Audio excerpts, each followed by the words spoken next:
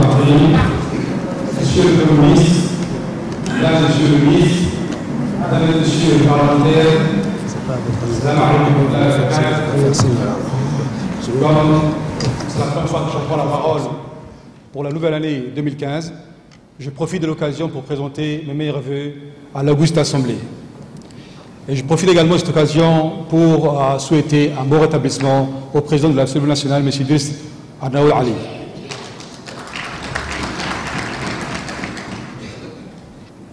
Tout d'abord, je vais répondre à la question de l'honorable député Safia Elmi. Elle a abordé 3 points. La baisse des prix à la pomme qui a été constatée ce matin, le 12 janvier, tout simplement parce que tous les 11 des mois, la structure du prix, elle change, et aussi minime soit-elle, il y a une baisse des prix de l'essence à la pomme, mais ce n'est qu'un début. Nous allons continuer progressivement. Et lors des questions au niveau de la Commission des Affaires étrangères, j'ai bien expliqué aux élus du peuple qu'il y a une commission conjointe, ministère de l'Énergie, ministère des Finances, ministère du Budget, qui travaille sur cette question. Et au fur et à mesure que nous allons avoir des meilleurs éléments d'information, nous allons baisser le prix de l'essence à la pompe, parce que jusqu'à l'arrivée du nouveau bateau dans la nuit du 12 au 13, ce n'est pas nous qui avions la maîtrise de l'importation. Aujourd'hui, nous avons la maîtrise de l'importation, et progressivement, au fur et à mesure que nous aurons tous les éléments d'information et surtout la maîtrise de l'amont à l'aval, nous allons consacrer cette baisse. Bien sûr, nous sommes au service du peuple et nous voulons que le peuple djiboutien soit le premier bénéficiaire de cette baisse.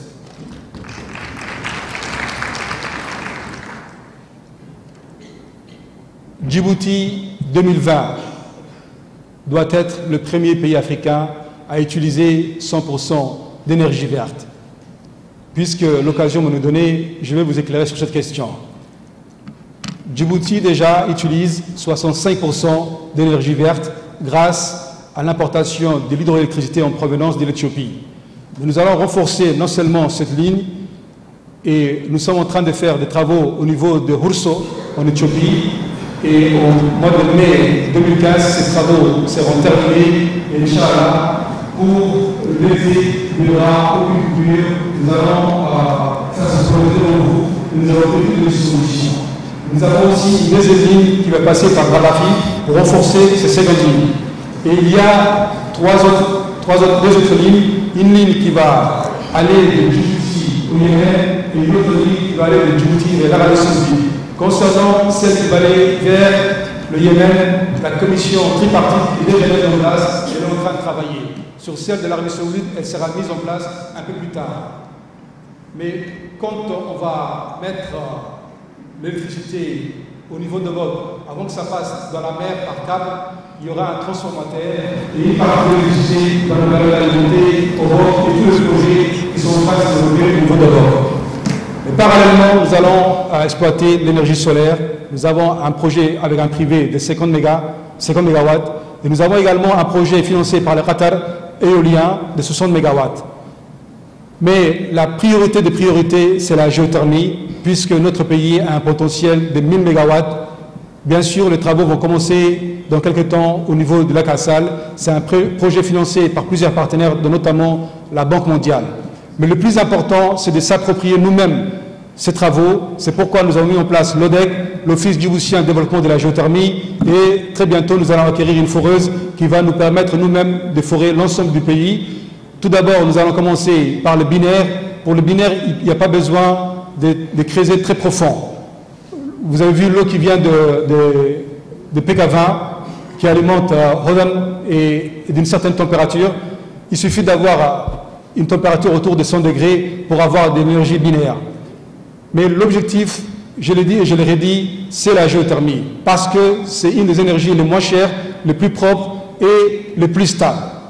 Donc, Inch'Allah, si tout cela se passe comme prévu, Djibouti sera le premier pays africain à utiliser 100% d'énergie verte.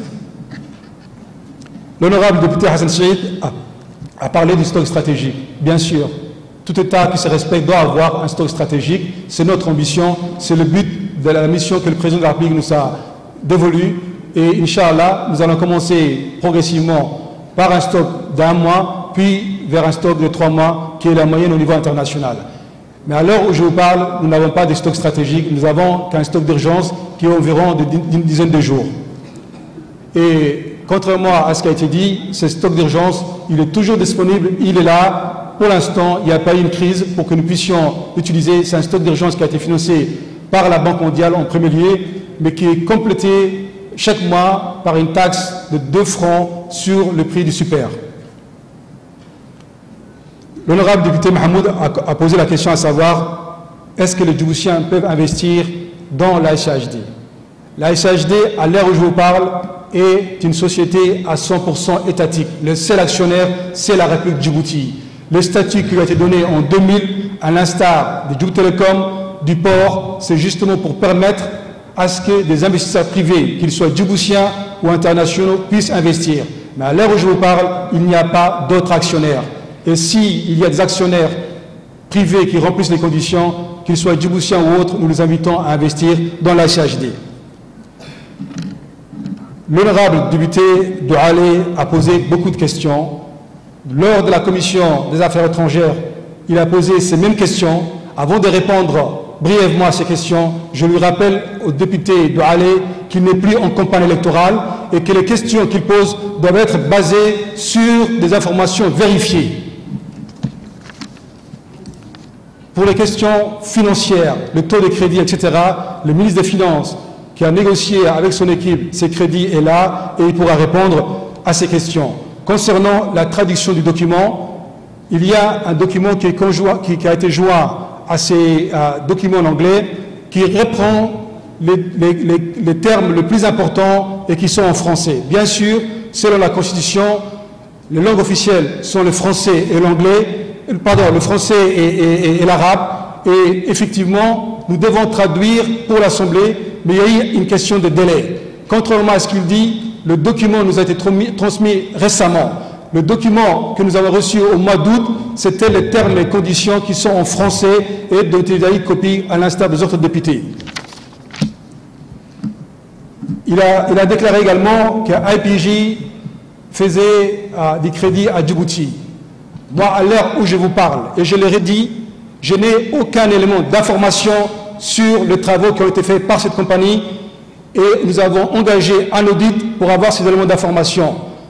Quand il dit qu'elle a fait des crédits à Djibouti, moi j'aimerais bien savoir sur quoi il se base. Les compagnies distributrices ont été prises à la gorge, les banques locales ont été flouées et même y compris Horizon a eu, comment dirais-je, la malchance de rencontrer des produits contaminés qu'elle a refusés et les bateaux étaient obligés de rester en rade durant 3 semaines. Donc, je crois que la fausse publicité pour IPJ continue. Si le député a des éléments d'information, j'ai le défi de nous le communiquer.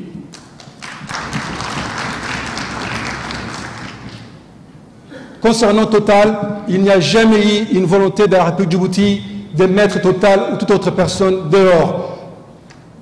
En Somalie, on dit Djibouti, toute personne qui remplit les conditions peut travailler à Djibouti. Total n'a jamais été visé par qui que ce soit et le gouvernement souhaite que Total continue ses activités. Mais la décision de quitter Djibouti a été décidée par Total elle-même. L'opération qui a été engagée au niveau de la justice, c'est une question de pollution. Le ministère de l'Environnement a porté plainte. Cette affaire date de 15 ans. Toutes les étapes ont été suivies et une décision de justice finale est tombée et Total a refusé, comme Olivia, de se soumettre à cette décision. Concernant DOSC, DOSC est une société des droits djiboutiennes, c'est une JV, joint venture entre SCHD et IPJ. SCHD était actionnaire, je dis bien était actionnaire à hauteur de 60% et IPJ autour de 40%. Et la gestion a été confiée à IPJ. C'était un échec pour les raisons que j'ai expliquées lors de la Commission des Affaires étrangères et que je vais redire ici. Approvisionnement du pays au compte-gouttes, prix plus élevé que celui de l'Éthiopie, alors que nous avait promis un prix comme celui de l'Éthiopie. La constitution d'un stock stratégique, ce qui n'a jamais eu lieu. Et surtout, elle devait veiller à ce qu'elle renforce les capacités du personnel djiboutien. Le directeur général, à qui nous avons fait confiance et à qui nous avons confié la gestion des DOSC, a passé 90% de son temps au Koweït et a refusé de travailler à Djibouti. Personne ne l'a chassé, tout simplement. C'était une opération commerciale, ils n'ont pas rempli les conditions et Djibouti a décidé de mettre un terme à cette JV et nous avons décidé, à l'instar d'EPSE, de reprendre. Donc aujourd'hui, sur le modèle d'EPSE, la SHD, le seul actionnaire, c'est Djibouti. Et aujourd'hui, l'Éthiopie et Djibouti sont financés tous les deux par la Banque islamique. Les prêts dont vous parlez, l'Éthiopie également en bénéficie dans les mêmes conditions. Mais pour les conditions du prêt, je vais laisser la parole au ministre des Finances qui a négocié ces prêts. Donc, j'invite le député de Halle à nous ramener des informations précises et crédibles sur les accusations qu'il a portées ici. Merci.